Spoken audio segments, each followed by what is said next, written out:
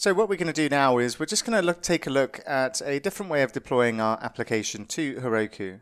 And if we take a look at the Deploy tab, then so far what we've been doing is using Heroku Git to get our code up to Heroku. But what we can also do, and a much more convenient way of doing this, is connecting Heroku to GitHub.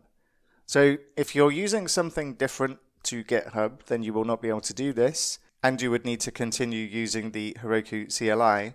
But I am connected to GitHub, so I'm just going to search for reactivities as the repo name, and we can search our GitHub repository. And I'm already signed into GitHub, and it's recognized the account I'm signed in as, so you will need to connect your Heroku to GitHub as well to be able to do this. But then once you've done that, then you'll be able to search your repositories and choose the one that we're looking at. So this third one here is the one I'm looking for.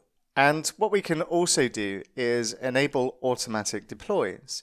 So when we publish to our main branch, then this is automatically going to deploy our code, and we don't need to do a secondary step of deploying to Heroku.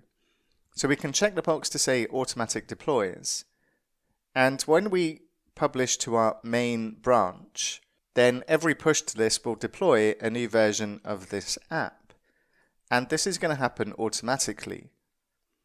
And we need to be careful now when we're writing our code on our main branch. In fact, we do not want to write our code on our main branch. We're going to create a new branch and then write our code, test it, make sure it works. And then once we're happy, we'll commit our changes in that branch, and then we'll merge them with our main branch, and then we'll push that up to GitHub, and that will result in our new code being deployed to Heroku. So that's the goal. And what we'll do next is we'll start setting up Facebook login on our application.